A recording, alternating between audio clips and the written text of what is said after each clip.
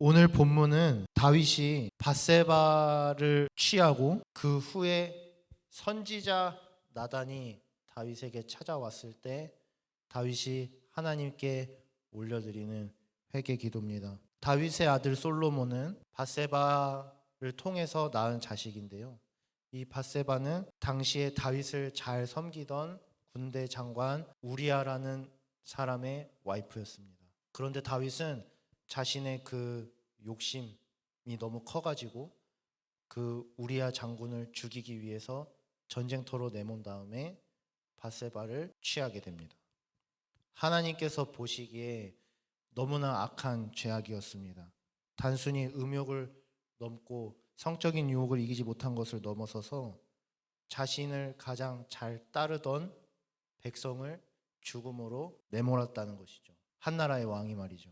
다윗이 선지자 나단을 통해서 하나님의 그 진노하심과 더 나아가서 그럼에도 선지자 나단을 통하여서 그 하나님의 은혜를 깨닫게 하심을 느끼고 쓴 시가 이 시편 51편입니다. 본문 17절에 다윗은 하나님께서 구하시는 제사는 상한 심령이라고 이야기합니다. 상한 심령. 상한 심령이라는 말은 하나님의 임재를 알게 된 죄인, 하나님의 임재를 알게 된 죄인이 겪는 깊은 통회와 통곡과 경외의 상태를 묘사할 때 쓰이는 단어입니다. 상한 심령. 다른 영어 성경들을 보면요, broken spirit이라고 번역하고 있습니다. 깨어진 심령, 깨어진 영혼. 단순히 감정을 따라서 움직이는 마음만이 깨진 것이 아니라 하나님의 영을 받은 이 인간의 전 존재가 완전하게 처참하게 박살난 것을 상한 심령이라고 주경학자들은 이야기하고 있습니다. 그런데 하나님께서는 그런 상한 마음, 깨진 마음을 원해 하신다라는 겁니다. 이때 당시 고대 시대 때 누군가의 아내를 강제로 이렇게 뺏는다거나 그런 일이 있으면은 바로 사형을 시켰습니다. 고대 사회에서는. 물론 다윗이 왕이었기 때문에 사형을 면했을 가능성도 있겠지만 고대 사회 때 바람피는 누군가의 남편과 아내를 이렇게 가져가는 것은 굉장히 비상식적이고 비도덕적인 행동인 그 사고방식이라고 고대 사람들은 그것을 다 인지하고 있었기 때문에 다윗이 밧세바를 취한 것은 어떻게 보면 큰 용기입니다. 큰 용기입니다. 자기네 목숨을 걸고 그 밧세바를 데려온 것이죠. 그래서 사실 다윗이 고백하는 이 기도는 앞뒤가 맞지 않을 뿐만 아니라 전혀 불가능한 회개 기도를 드리고 있는 것입니다. 시편 51편 1, 2절에 주님의 인자를 따라서 내게 은혜를 베풀어 주시고 주님의 많은 긍휼을 따라서 내 죄악을 지워 주시고 나의 죄를 씻어 주시고 내 죄를 깨끗하게 하여 주시옵소서. 우슬초로 나를 정결하게 하시고 나를 씻어 주시고 내 모든 죄악을 지워 주시고. 이 기도가 상식적으로 말이 안 되는 기도였다라는 거죠. 하나님 앞에서도 사람 앞에서도 평생 씻을 수 없는 죄를 저지른 다윗이었기 때문에 이런 기도는 이때 당시에 유대인들의 사고방식에서는 통하지 않았습니다. 바로 사형감이었기 때문에 하나님의 말씀을 깨트린 것을 넘어서서 인간이 생각할 때도 비상식적, 그때 당시 고대인들을 통해서요. 그런데 어떻게 다윗은 이 기도를 하나님 앞에 올려드릴 수 있었을까요? 단순히 자신의 죄가 하나님 앞에서 그냥 덮어지기를 원하는 그런 가벼운 생각 때문이었을까요? 하나님이 원하시는 그 제사는 상한 심령이라고 다윗이 말했던 것처럼 하나님께서는 그 죄와 모든 삶을 다 하나님께 맡기고 나의 전 존재를 부인하고 하나님께 항복하는 것을 원하신다라는 것은 다윗은 알고 있었다라는 것입니다. 여러분, 예배는요 어떤 것이죠? 경배죠. 경외심이죠. 거기 안에 내포되어 있는 것은 뭐죠? 내 전 존재를 드리는 거죠. 그래서 유대인들은 회당에 들어갈 때 또한 하나님 앞에 제사를 드릴 때 엄격한 율법들을 따라서 예배를 드렸습니다. 하나님의 말씀에 기록된 대로 나의 삶, 나의 전 존재를 주님 앞에 드려야 했기 때문이죠. 이런 제의적인 예배가 다윗 시대에 있었지만 다윗은 그것들을 철저하게 무시하고 하나님과 나 사이에 단번에 그 죄를 해결시켜 주시옵소서라는 파격적인 기도를 주님 앞에 올려드린다는 겁니다. 이 말씀을 통해서 우리가 깨달을 수 있는 것은 뭐냐면요, 우리도 다윗과 같은 상황에 어쩌면 여전히 놓여 있을지 모르겠다라는 겁니다. 뭐 여러분들이 바람 폈다라는 얘기를 하고자 하는 게 아니라요, 지금 우리가 사순절 기간을 보내고 있습니다. 사순절은 뭐죠? 예수님의 그 십자가의 고난을 묵상하는 그 40일의 기간을 의미합니다. 다음 주는 고난주간이에요. 그런데 우리 청년들 삶을 한번 돌아보십시오. 예수님의 십자가를 생각하며 몇 분을 기도했습니까? 우리 예배팀 제가 늘 얘기하죠, 영성 몇 분이나 기도하십니까? 하루에 1시간은 하시나요? 굉장히 중요한 질문입니다. 다음 주면은 고난주간이에요. 40일이 거의 다 끝나간다고요. 예수님의 십자가를 얼마나 생각했습니까? 하루에 30초는 하셨나요? 예수님의 십자가를 바라보기만 해도 눈물 흘리는 것만으로도 시간이 없습니다. 우리의 삶이 그렇게 길지 않습니다. 그런데 예수님을 얼마나 생각하며 살았습니까? 어쩌면 우리는 다윗만도 못한 존재일지도 모르겠어요. 다윗은 자신의 죄를 깨닫자마자 바로 주님 앞에 엎드렸습니다. 세상의 빛과 소금이 되겠다고 결단하면서 세상 속에 사시는 여러분들, 다윗처럼 어떤 죄의 문제로 넘어지고 범죄했을 때 바로 주님을 찾은 적이 있으십니까? 예수님의 십자가를 생각해 보신 적이 있으십니까?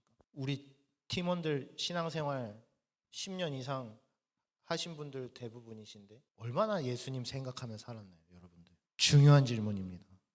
중요한 질문이에요. 사순절이 곧 끝나가는데 어쩌면 사순절에만 예수님을 생각하지 않나요? 아니, 어쩌면 고난주간 그 금요일 하루만 금요철에 나와가지고 그때만 예수님 십자가 생각하지 않나요? 그때만 내 죄를 통회하면서 눈물 흘리면서 주님 잘못했습니다. 나의 죄를 용서하여 주십시오. 내가 다시는 그렇게 살지 않겠습니다. 이제는 내가 주님만 바라보며 살겠다고 그 기도를 언제쯤 하셨습니까? 작년 성금요일 때 하셨습니까? 우리는 십자가를 묵상하며 살기에도 수명이 짧은 삶입니다. 그러나 우리는 여전히 죄 가운데 거합니다. 죄가 나를 집어 삼키려고 합니다. 다윗도 하나님이 사랑하시는 사람이었죠. 하나님의 영광을 나타내는 사람이었어요.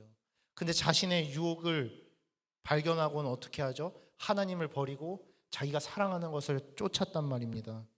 우리도 그런 삶을 살고 있지 않습니까?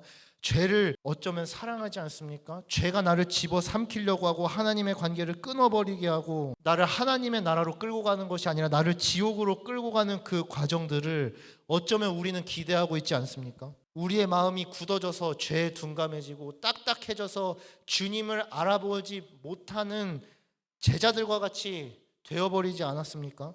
더 나아가서 그 죄를 사랑하고 내 마음이 딱딱해지기를 좋아하지 않습니까? 우리에게 필요한 것은 무엇입니까? 오늘 다윗과 같이 엎드려서 하나님의 은혜를 구하는 겁니다. 다윗은 율법과 율례와 정결례식을 따라서 예배하는 것보다 주님 앞에 엎드려서 주님의 은혜와 긍휼과 자비하심과 영원한 사랑을 구하는 것을 가장 우선으로 한 사람이었습니다. 많은 청년들이 다윗과 같이 하나님 앞에 다이렉트로 기도하고 예배하는 것이 아니라 그냥 제의적인 예배에 따져요. 주일날 그냥 예배 드립니다. 예배 자리에 앉아요. 헌금 내요. 성경 읽고 전도사님이 시키는 거 하고 목사님이 하라는 거 하고. 그거 가지고 안 됩니다. 우리는 생각해야 됩니다. 내가 드린 예배를 하나님께서 얼마나 받으셨을까? 아니, 받으시기는 하셨을까? 시간이 흘러서 내 죄를 깨달을 때 비로소 또 자책합니다. 고난주간이 다가올 때 부활절 계란 먹으면서 예수님의 은혜를 생각하죠.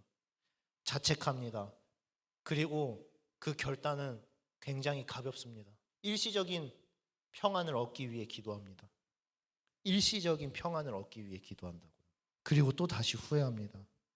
그러나 그 주님께서는 사랑의 눈이 머셔서 그런 이중적인 마음을 품는 나까지도 원하신다라는 겁니다. 깨지고 찢기고 상처받고 세상 속에 지치고 슬픔과 고통과 죄 가운데에 거하면서 하나님을 사랑하지 못했던 그런 나를 원해하신다라는 겁니다.